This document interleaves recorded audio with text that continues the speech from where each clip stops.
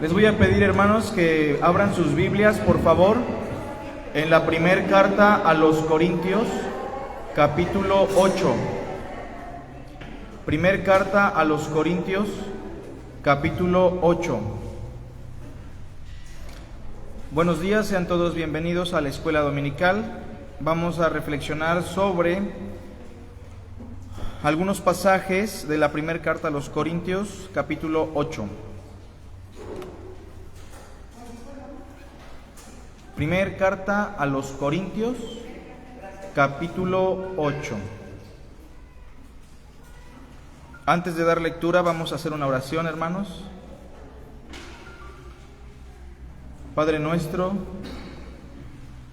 a ti sea la honra, la gloria y la alabanza, porque tú eres el único Dios vivo y verdadero, creador de los cielos y de la tierra. Fuera de ti no hay salvación, Señor.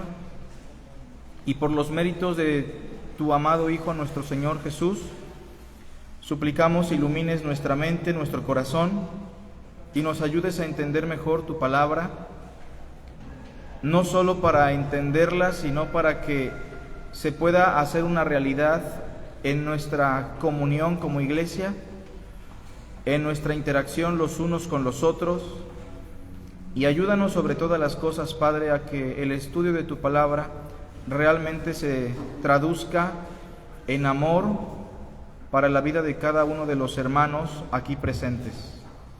Te damos la honra, la gloria, la alabanza en Cristo Jesús. Amén. Primer carta a los Corintios 8. Vamos a leer del verso 1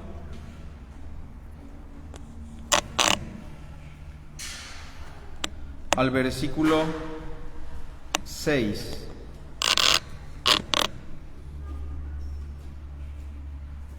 En cuanto a lo sacrificado a los ídolos, sabemos que todos tenemos conocimiento.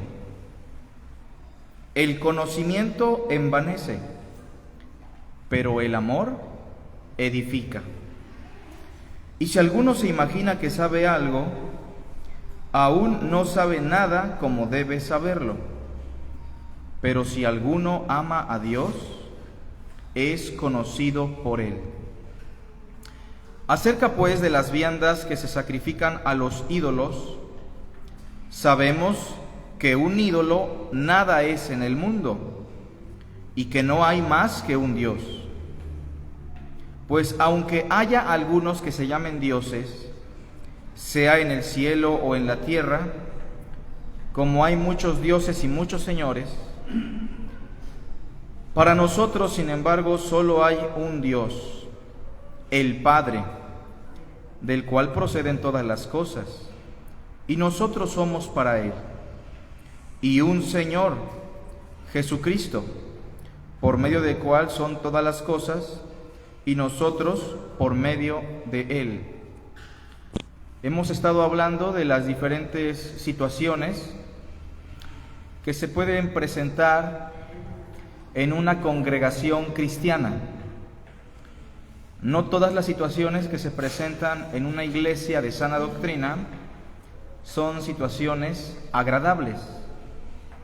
De hecho, la primera carta a los Corintios, como explicábamos hace 8 días, es la carta, es la iglesia que mejor refleja la realidad de una congregación. En cuanto a la realidad, me refiero a que somos pecadores, somos redimidos por gracia, pero en un proceso de perfección, y eso implica que entre nosotros se van a dar situaciones complicadas. Ustedes recuerdan el capítulo 1, lo que presenta Pablo ahí son las divisiones entre los hermanos, ¿verdad? Unos prefiriendo a ciertos predicadores, otros manifestando celos, iras, contiendas, por lo cual Pablo da una clasificación de las diferentes personas que conforman probablemente una congregación. Esa clasificación la mencionábamos hace 8 días. A unos Pablo los califica como los naturales, los animales. ¿En qué sentido?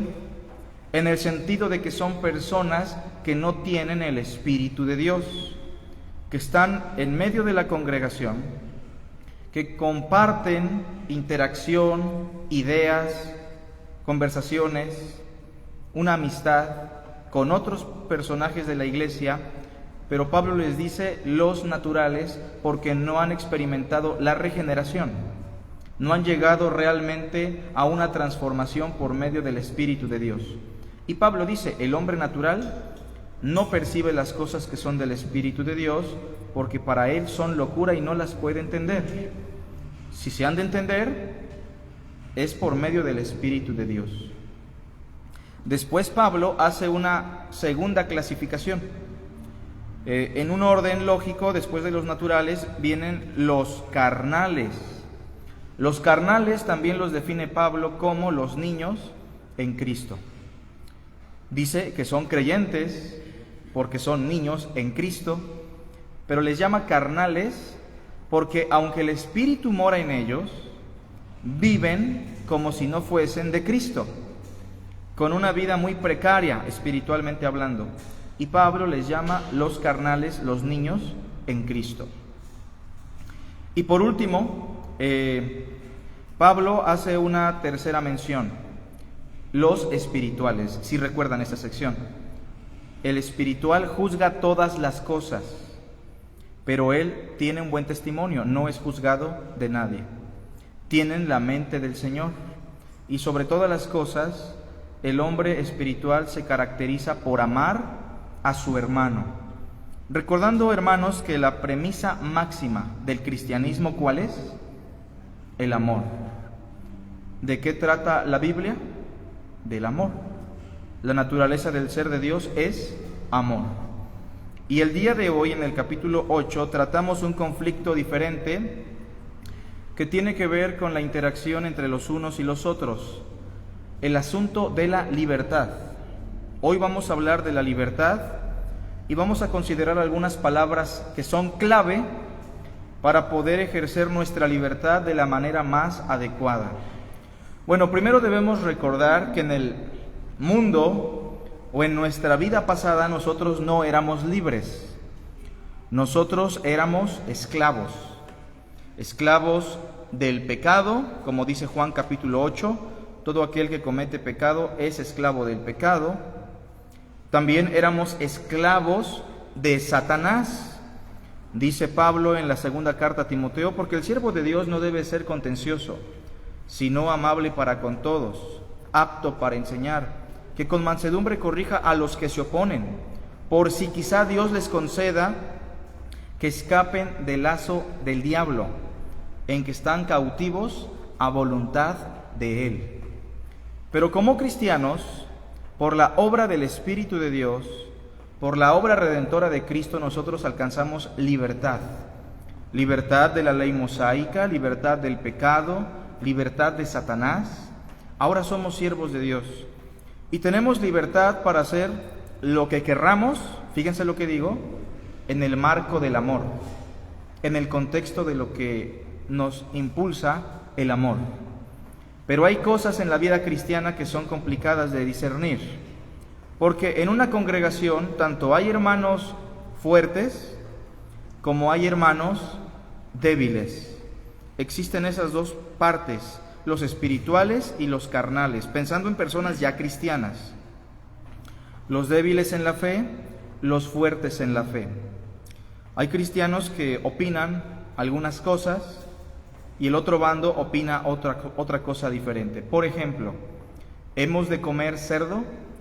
Algunos cristianos dirán, no debemos de comer cerdo, porque el cerdo es inmundo, porque la ley de Moisés lo prohíbe, porque está comprobado que causa daños a la salud, al cuerpo. Y otros cristianos dirán, tú estás mal, ¿cómo que no podemos comer cerdo? ¿Que no te das cuenta que somos libres y que podemos comer lo que sea? Sabemos que uno de los dos tiene la razón, pero probablemente, aun cuando tenga la razón, está usando mal su conocimiento, está actuando de una manera incorrecta.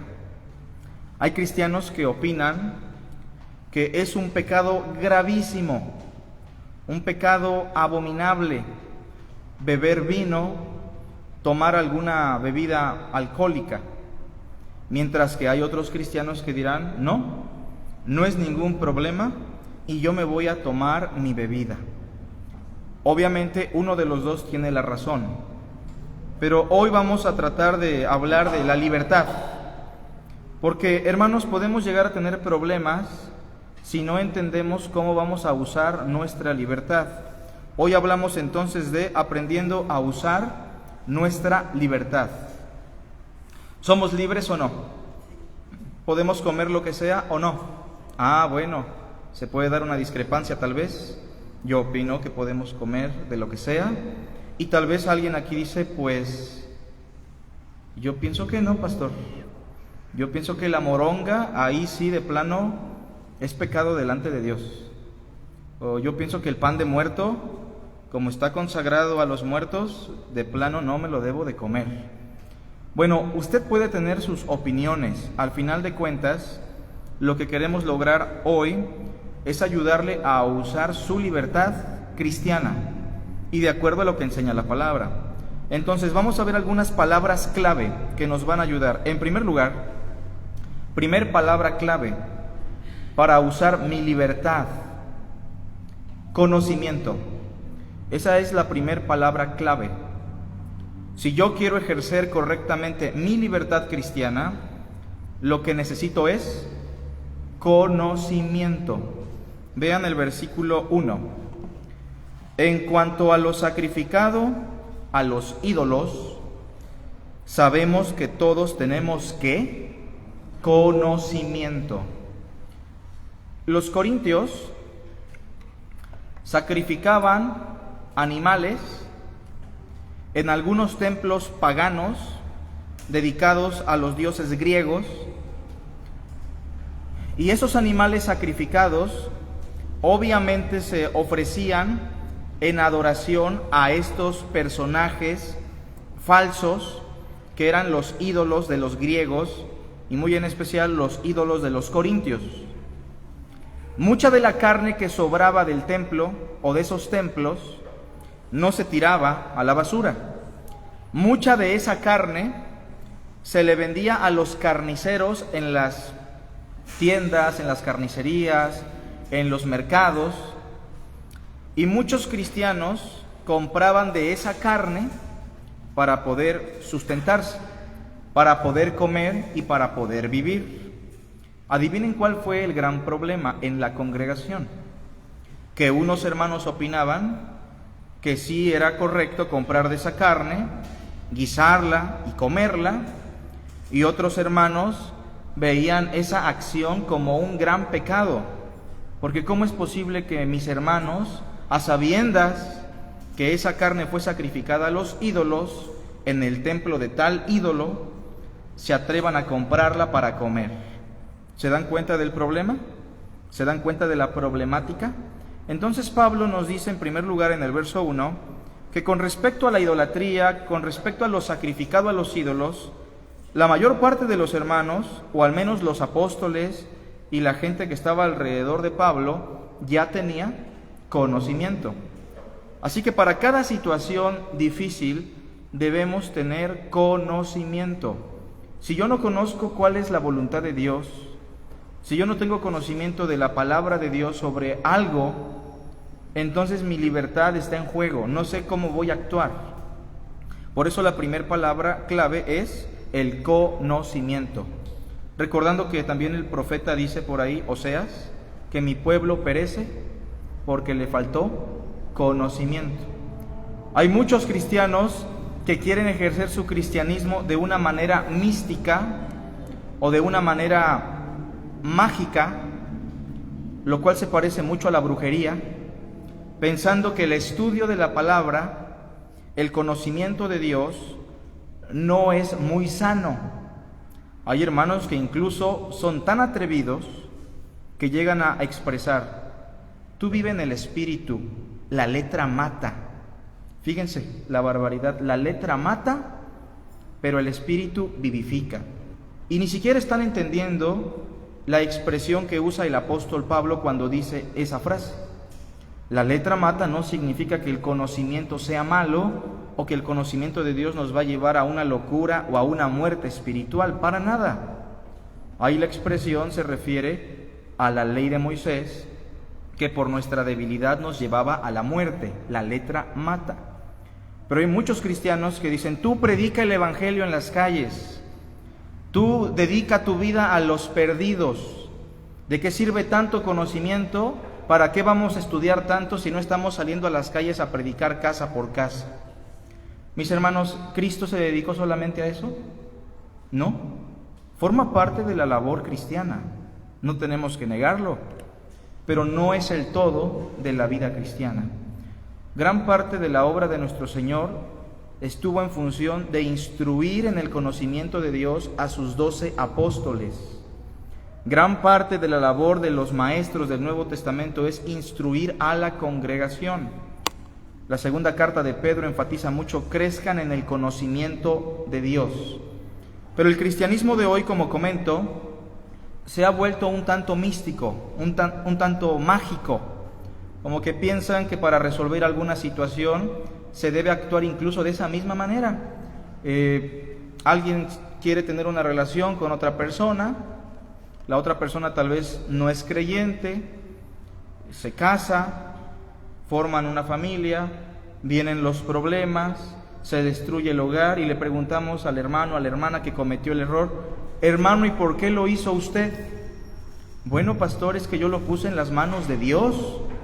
Bueno, ¿y cómo lo puso en las manos de Dios? Pues yo me puse a orar y le dije: Señor, tú abre puertas o cierra puertas. Y yo vi, pastor, que el Señor empezó a permitir muchas cosas. A ver, hermanos, ¿así responde Dios? Yo creo que muchos cristianos lamentablemente así piensan, que Dios responde la oración abriendo puertas y cerrando puertas. Y no es realmente el todo de la respuesta de Dios. ¿El que Dios permita las cosas significa que es su voluntad? Hermanos, no. ¿La permisión de Dios es la bendición de Dios? No. Porque Dios permite un conflicto mundial ahorita, porque Dios permite la hambruna, pero eso no significa que sea su deseo. Entonces, ¿cómo yo sé que Dios quiere que haga algo en específico? ¿Cuál es la respuesta? Su palabra. Mira, aquí la Biblia dice: no os unáis en yugo desigual con los incrédulos. Sí, pastor, pero yo vi que Dios empezó a mover las cosas, mi familia, el trabajo, todo se empezó a engranar de tal forma que dije: Señor, ¿por qué me abres tantas puertas? De seguro que tú quieres que yo actúe de esta forma. No es así, hermanos. Eso es algo muy contrario a lo que nos enseña la Escritura. El cristianismo no funciona así. Para un trabajo, para una relación, para una decisión importante, debemos ir a la palabra de Dios. No debemos ser tan fetichistas, tan místicos, pensando que Dios va a respondernos cerrando puertas o abriendo puertas. Ahora, es verdad que a veces Dios abre o cierra algunas posibilidades, pero antes de llegar a una conclusión, su palabra tiene que ser la directriz. ¿Sale? Primer palabra clave entonces, ¿cuál es? Conocimiento. Vamos entonces a hablar sobre el conocimiento en cuanto a la situación que vivían los corintios. Preguntémonos: ¿comer la carne sacrificada a los ídolos que se vendía en las carnicerías de los mercados de la ciudad de Corinto era pecado? ¿Cómo ven?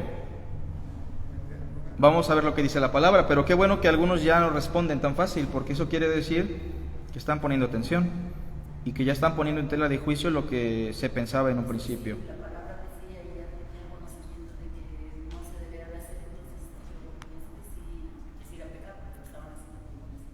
Ok, fíjense otra vez la pregunta: ¿es pecado realmente comer la comida, la carne sacrificada a los ídolos?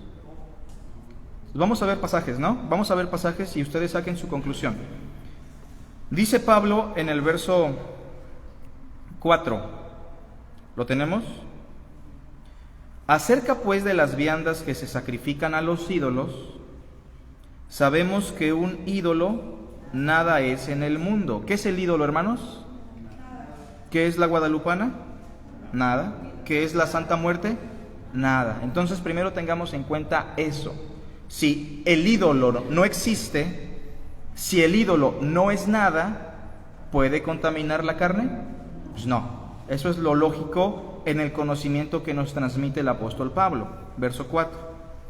Acerca pues de las viandas que se sacrifican a los ídolos, sabemos que un ídolo nada es en el mundo y que no hay más que un Dios. ¿Cuál es el conocimiento de la verdad?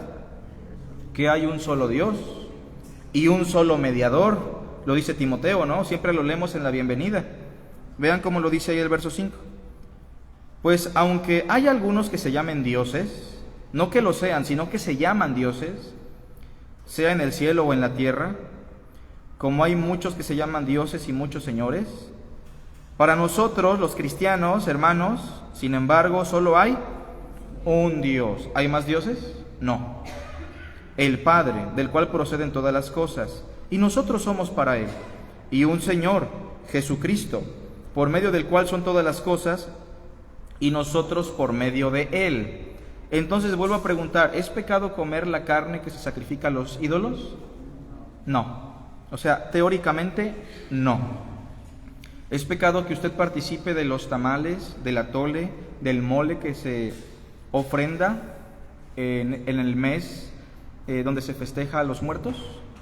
Pues ya nos damos cuenta que en sí no. Pero vean lo que dice el versículo 7. Y aquí entra el otro aspecto. Pero no en todos, o sea, no en todos los hermanos hay ¿qué? Este conocimiento. ¿Se dan cuenta? O sea, no todos los hermanos tienen el conocimiento acerca de todas las cosas del cristianismo o de la libertad cristiana. Dice, porque algunos habituados hasta aquí a los ídolos, o sea, algunos hermanos que venían cometiendo idolatría desde su vida pasada, cuando comen como sacrificado a los ídolos, y su conciencia siendo débil se contamina. ¿Qué dice Pablo? Hay hermanos que no tienen el conocimiento de que hay un solo Dios, o sea, no tienen esa convicción, no tienen el conocimiento acerca de que los ídolos no son nada, y como su conciencia aún es débil, aún es flaca, porque la conciencia, hermanos, se nutre y se ejercita a partir del conocimiento. Cuando ellos comen lo sacrificado a los ídolos, se sienten mal, se sienten culpables, porque sienten que están pecando en contra de Dios. Por eso la importancia del conocimiento, hermanos. Hace unos años, un pastor, era mi pastor, ya falleció, nos ponía a ayunar a los jóvenes 3 días a la semana. Él pensaba que si no comíamos durante esos 3 días, la iglesia iba a crecer, las cosas iban a mejorar, Dios iba a responder y a derramar su bendición sobre nuestras vidas. ¿Su intención era buena? Sí, su intención era buena. ¿Tenía conocimiento? No, probablemente no. Estaba guiado por dogmas, tal vez, por tradiciones, no sabemos. Pero yo recuerdo, hermanos, que en una de estas situaciones yo aguanté solamente 1 día y medio sin comer, porque me he caracterizado por comer bien, ¿no? Y recuerdo que otro joven llamado Frank también tenía mucha hambre, todavía más él, porque estaba un poquito más gordito que yo. Entonces, a escondidas nos fuimos a comer unos tacos. El pastor y los otros jóvenes nunca se enteraron de eso, pero después de comer los tacos estábamos muy tristes, incluso nos sentíamos sucios, nos sentíamos pecaminosos. ¿Por qué? ¿Pero por qué, hermanos? ¿Habíamos pecado? No, pero nos sentíamos así porque nuestra conciencia era débil. Hoy día, si como o no como, sé que eso no tiene ninguna relevancia para con Dios. Ni porque comamos, seremos más, ni porque no comamos, seremos menos. Entonces, la primera palabra clave, hermanos, repito, es el conocimiento. Vean, por favor, también, versículo 10. Porque si alguno te ve a ti que tienes ¿qué? Conocimiento, sentado a la mesa en un lugar de ídolos, la conciencia de aquel que es débil no será estimulada a comer de lo sacrificado a los ídolos. Ahorita vamos a explicar eso. Segunda palabra clave. La primera palabra clave, ¿cuál fue? Conocimiento. Si no tenemos conocimiento sobre alguna situación, es mejor callar y preguntarle a Dios en su palabra: Señor, ¿qué opinas tú de esta situación? En lo referente al ayuno, que repetimos, cada quien puede hacer lo que quiera con respecto a eso, cada quien puede optar por comer o no comer lo que quiera, porque somos libres, no debemos hacernos esclavos de los hombres. Pero con respecto al ayuno, se le preguntó en cierta ocasión a una persona que era muy aferrada al ayuno y que nos juzgaba a mí y a un grupo de jóvenes por no practicar el ayuno. Nosotros le preguntamos cuáles son las razones bíblicas para ayunar. Esta persona nos decía, bueno, una razón es porque ayunar mortifica nuestra carne. Pero la pregunta fue, ¿razones bíblicas? ¿Hay un versículo que diga eso? No, no lo hay. No hay ningún versículo que diga que ayunar mortifica mi pecado. 2, me decían, es que ayunar hace que se mueva la mano de Dios. Si yo ayuno, Dios doblega su mano para conmigo y me bendice. Es como un trueque con Dios. ¿Hay un texto que diga eso? Tampoco. Así salieron muchas razones cristianas, tradicionales, sobre el por qué debemos ayunar. Pero hay que preguntarnos qué dice la palabra de Dios. Razones por las cuales no debo comer cerdo, moronga o cualquier otro alimento que para muchos es inmundo. Bueno, hay que preguntarnos qué dice la palabra de Dios, hermanos. Conocimiento. Pero ven el peligro del conocimiento mal enfocado. Verso 1, la parte final.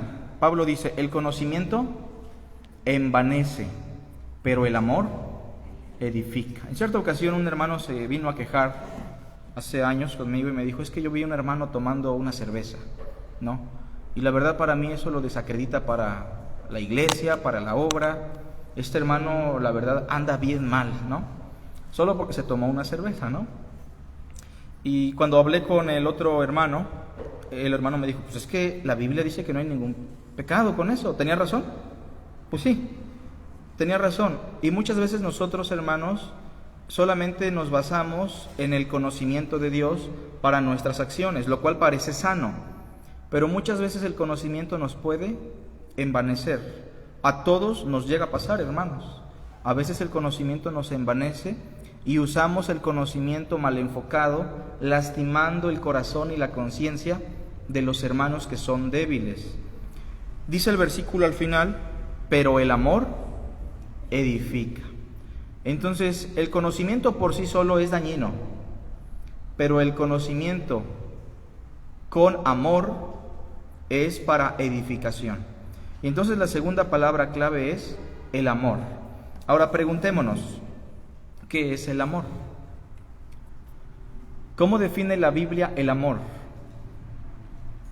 Es importante esa pregunta, hermanos. ¿Alguien? El darse.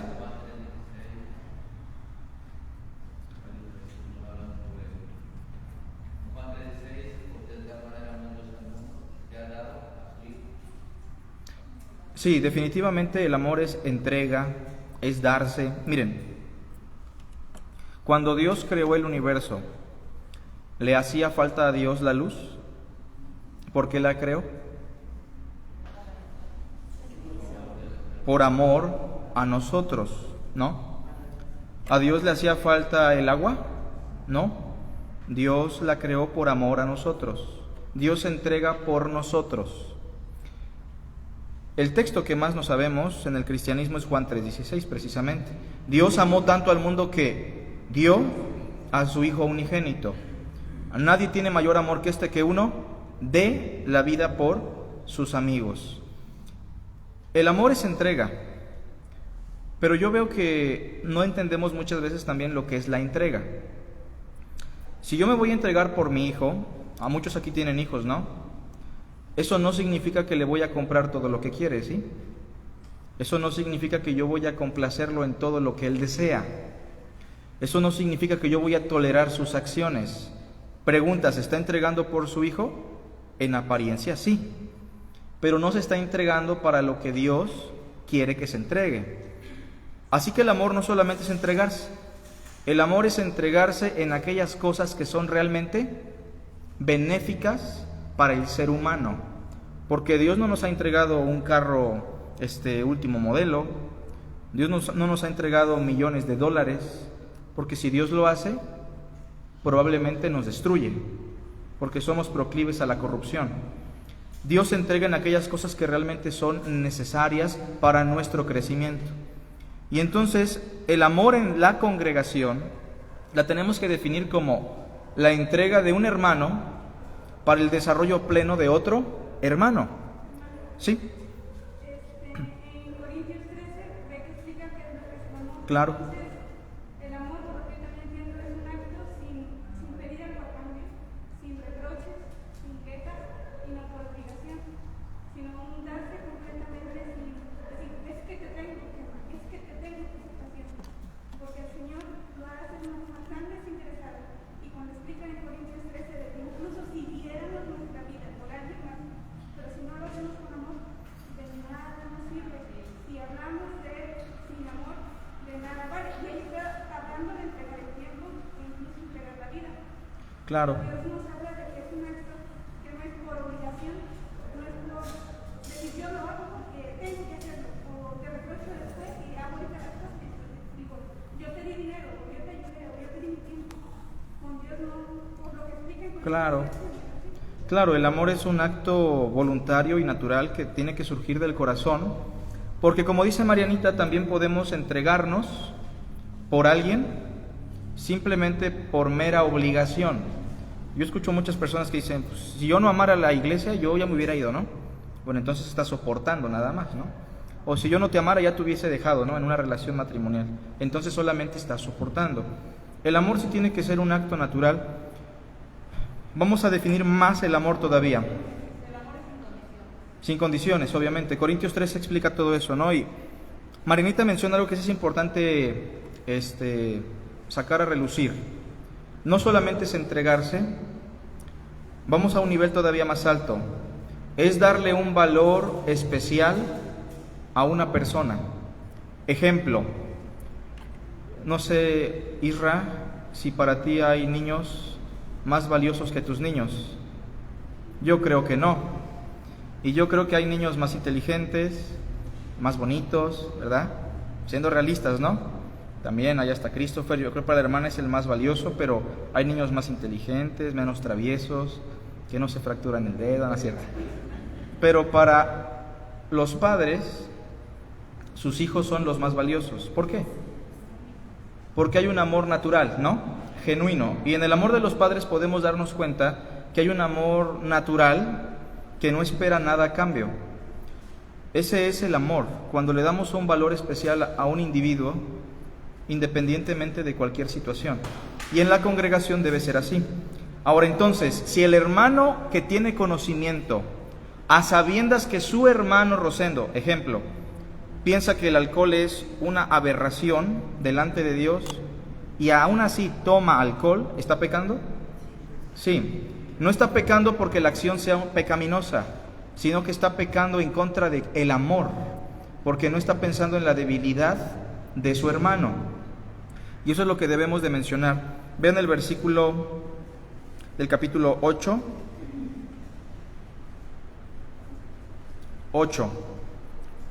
Si bien la vianda no nos hace más aceptos ante Dios, pues ni porque comamos seremos más, ni porque no comamos seremos menos.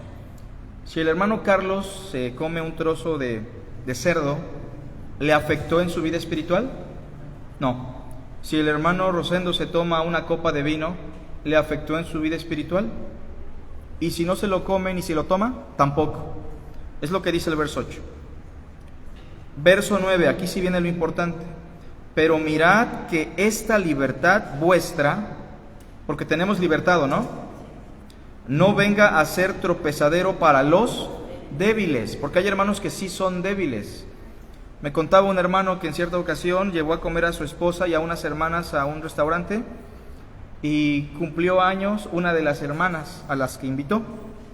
Y en eso pasa un mariachi y lo contrató para que le tocara algunas canciones a la hermana, ¿no? Si la hermana, en vez de estar muy contenta, terminó horrorizada. ¿Cómo es posible que el hermano me haya contratado unos mariachis para que me tocasen las mañanitas? ¿Que no sabe que esos instrumentos son inmundos? ¿Que no sabe que ese tambor es del diablo? Hay cosas así, ¿no? Pero aquí el problema radica en que muchas veces no nos preocupamos por conocer a nuestros hermanos. El amor, hermanos, entonces no solamente es conocimiento, no solamente es retraerme. Yo no voy a saber qué cosas le ofenden a Marianita, yo no voy a saber si es débil o fuerte, si yo no empiezo a interactuar con Marianita, ¿se entiende? O no sé, con mis hermanos de Cardel, yo no voy a saber si ellos ven esto como pecado o no, yo no voy a saber en qué lugar está su vida espiritual si no empiezo a interactuar con ellos. Así que debemos empezar a preguntarnos qué tanto yo conozco a mis hermanos, qué tanto yo me acerco a aquellos hermanos en la congregación a los cuales casi no conozco. Cristo dijo, porque si amas a los que te aman, ¿qué haces de más? ¿Qué recompensa tendrás? ¿No hacen así también los fariseos? ¿No hacen así también los hipócritas? Vean lo que dice por favor el versículo 9. Pero mirad que esta libertad vuestra no venga a ser tropezadero para los débiles, porque si alguno te ve a ti que tienes conocimiento, sentado a la mesa en un lugar de ídolos, la conciencia de aquel que es débil no será estimulada a comer de lo sacrificado a los ídolos. O sea, el hermano débil que ve al hermano fuerte comer esos alimentos llega a la conclusión, pues si el líder espiritual de la iglesia, pues si la hermana espiritual de la congregación come la carne que fue sacrificada a los ídolos, eso debe significar que la idolatría no es tan mala, ¿se entiende? Llega a una mala conclusión y se daña su vida espiritual. Verso 11, y por el conocimiento tuyo se perderá el hermano débil por quien Cristo murió. De esta manera, pues, pecando contra los hermanos e hiriendo su débil conciencia, contra Cristo pecáis. Por lo cual, si la comida le es a mi hermano ocasión de caer, no comeré carne jamás, para no poner tropiezo a mi hermano. Y tampoco se trata de que los hermanos débiles esclavicen a los hermanos que tienen conocimiento diciéndoles, pues yo siempre voy a ser débil y te vas a ajustar a mi debilidad. No. ¿Cómo vamos a fortalecer la conciencia de un hermano débil? Con el conocimiento. Si yo veo que mi hermano Onam es débil y piensa que la Coca-Cola es del diablo, bueno, ya me hizo ese comentario, voy a tratar de no hacerlo, pero no solamente no voy a hacerlo, ¿qué voy a hacer a la par? Voy a tratar de acercarme más a Onam, voy a visitarlo y voy a tratar de ayudarle a que su conciencia se fortalezca, porque la conciencia se fortalece a través del conocimiento de Dios. Capítulo 10, por favor.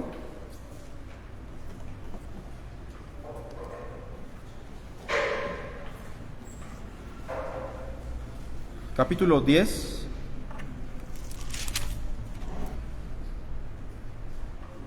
Verso 23. Todo me es lícito, ¿es verdad? ¿Podemos hacer lo que sea, hermanos? Dice que sí, pero no todo conviene. Todo me es lícito, pero no todo edifica. Ninguno busque su propio bien, sino el del otro. 25, estamos en 1 Corintios 10, 25.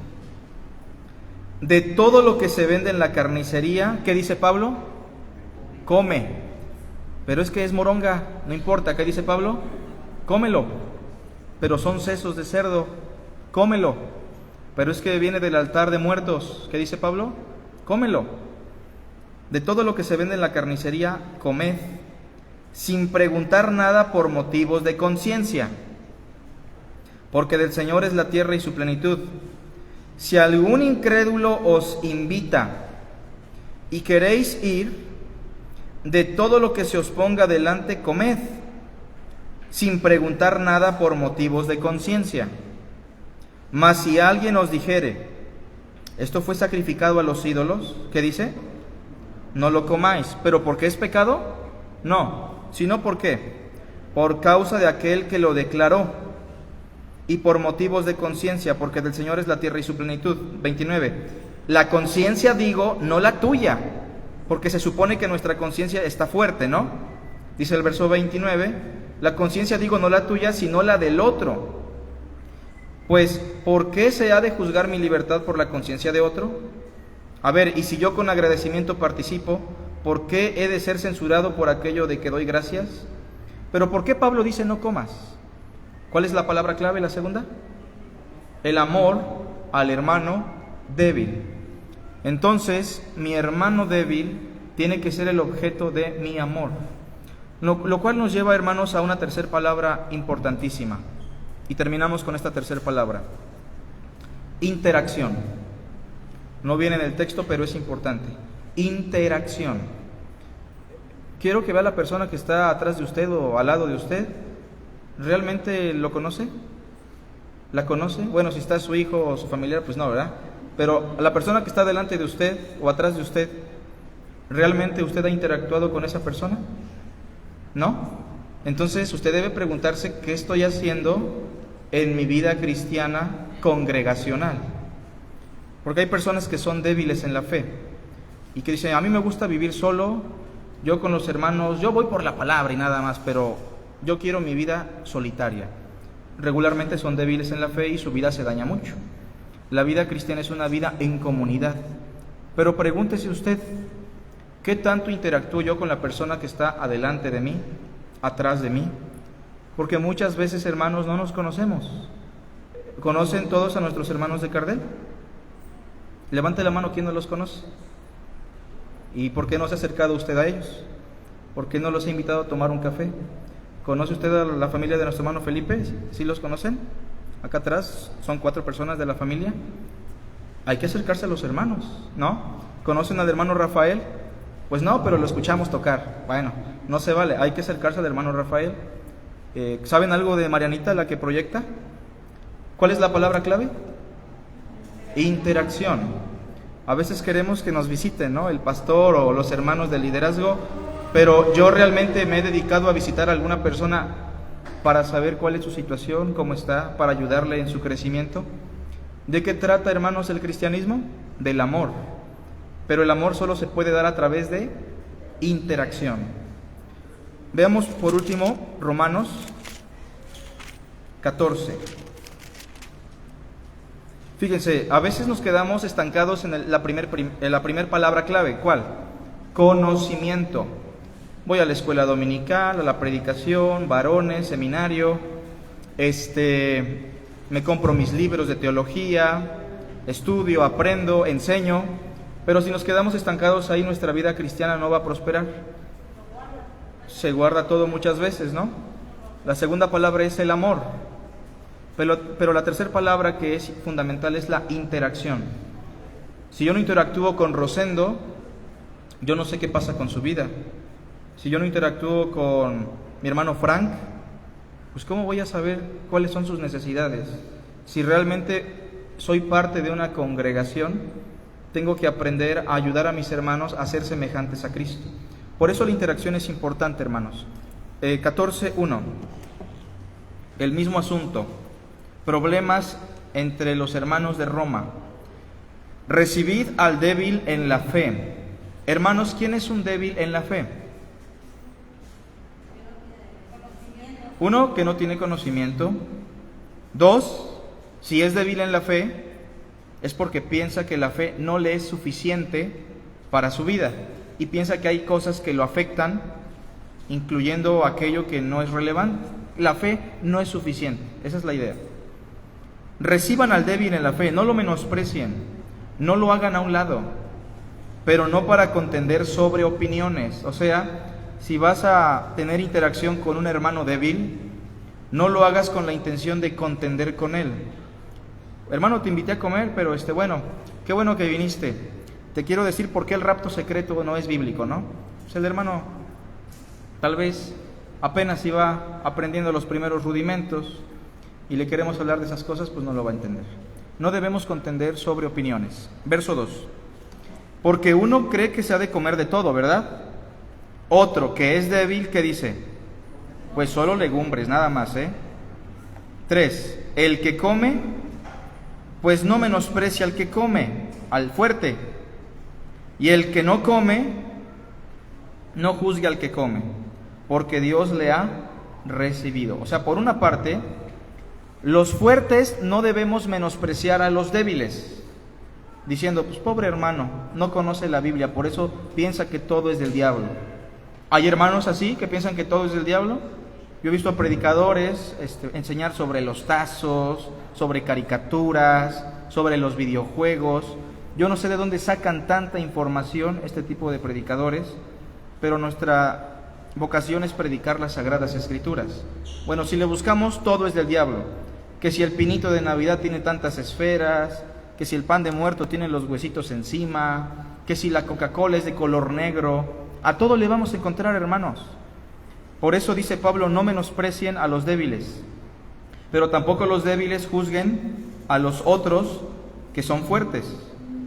Versículo 4. ¿Tú quién eres que juzgas al criado ajeno? Para su propio Señor está en pie o cae, pero estará firme porque poderoso es el Señor para hacerle estar firme. Uno hace diferencia entre día y día. No sé si se conozcan algunos hermanos que guardan el sábado, que creen en Cristo, que es por gracia, pero en la práctica dicen, es que es el sábado, el domingo no. El domingo lo inventaron los católicos, los romanos, entre otras cosas, ¿no? Otro juzga iguales todos los días. Hay personas que dicen, pues todos los días son del Señor, ¿no? Todos los días son valiosos, todos los días son de adoración. Cada uno esté plenamente convencido en su propia mente. Verso 6. El que hace caso del día lo hace para el Señor, y el que no hace caso del día para el Señor no lo hace. El que come para el Señor come, pero da gracias a Dios, y el que no come para el Señor no come y da gracias a Dios. Porque ninguno de nosotros vive para sí, y ninguno muere para sí. Más abajo, por favor, hermanos. 12. De manera que cada uno de nosotros dará a Dios cuenta de sí. Así que ya no nos juzguemos más los unos a los otros, sino más bien decidid no poner tropiezo u ocasión de caer al hermano. ¿En qué se centra más Pablo?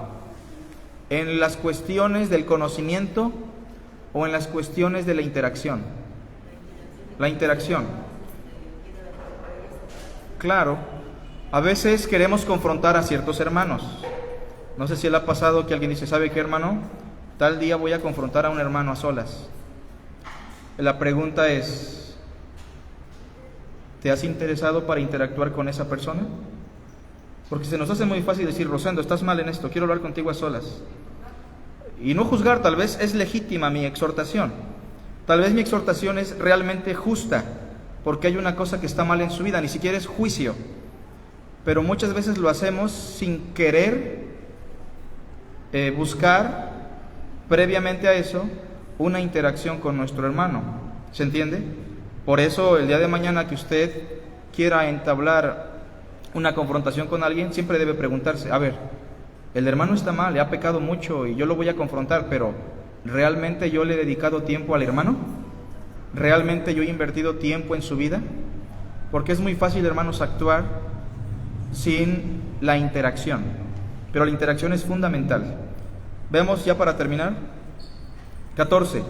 Yo sé y confío en el Señor Jesús que nada es inmundo en sí mismo, mas para el que piensa que algo es inmundo, para él lo es. ¿Por qué? Porque su conciencia es débil. Pero si por causa de la comida tu hermano es contristado, ya no andas conforme al amor. No hagas que por la comida tuya se pierda aquel por quien Cristo murió. Terminamos diciendo lo que dice el verso 1 del capítulo 15, 15:1. Así que los que somos fuertes debemos soportar las flaquezas de los débiles y no agradarnos a nosotros mismos. Si usted se considera fuerte, aprenda a soportar las flaquezas de los que son débiles. Pero ¿cómo vamos a soportar las flaquezas de los que son débiles? Ayudándoles, interactuando con ellos para que puedan crecer. Hay hermanos que son complicados y es natural, Pablo lo dice. Hay hermanos que son difíciles. Habemos hermanos que hablamos sin sustento en la palabra, meramente porque nuestro corazón está cargado de una emoción, de un sentimiento equivocado. Y a estas personas tenemos que aprender a amarlas. Y tenemos que aprender, hermanos, también a edificarlos. Por otra parte, termino con un texto en Gálatas. Debemos también discernir cuando estamos soportando al hermano débil y cuando estamos sacrificando la verdad por amor a un hermano. ¿Se entiende la diferencia? Debemos discernir cuando estamos soportando al hermano débil y debemos también discernir cuando ya estamos incluso sacrificando la verdad por amor a una persona. Ejemplo, Gálatas capítulo 2.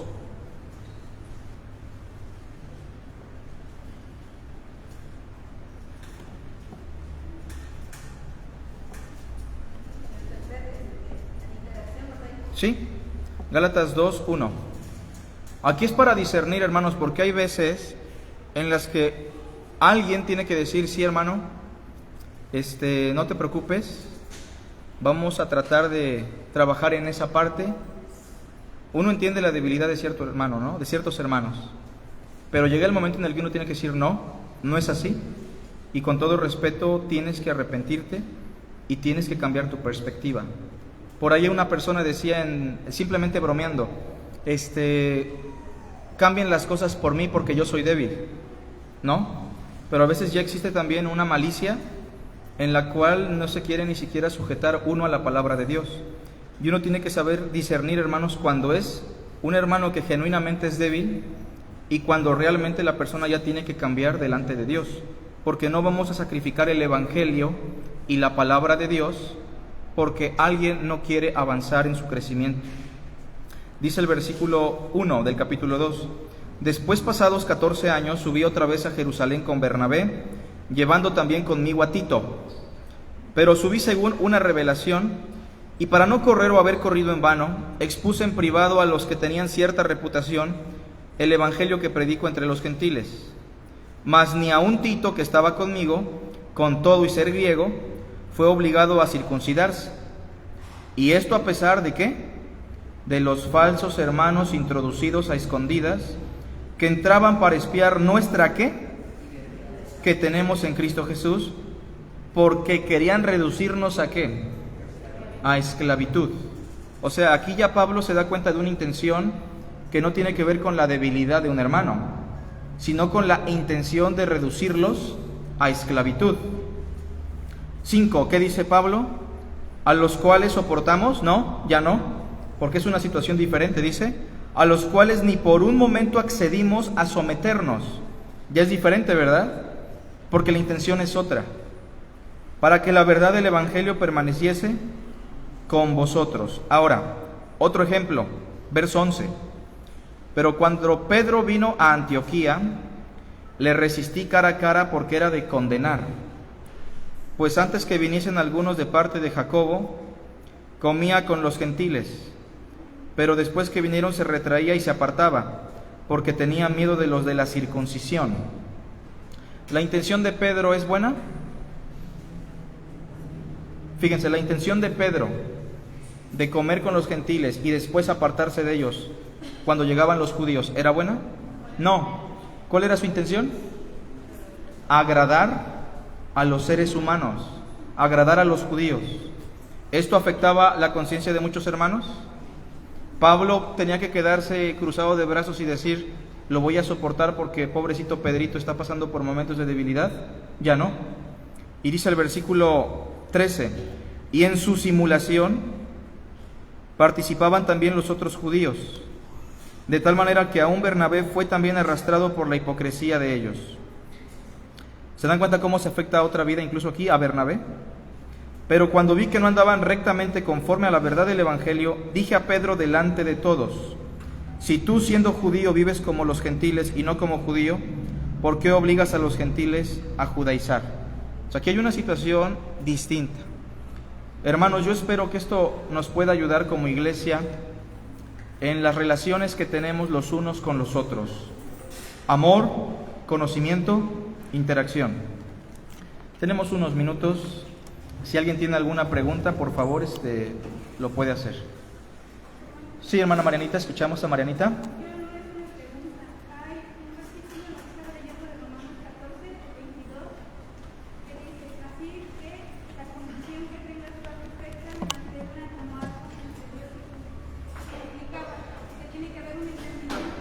Así es. Así es.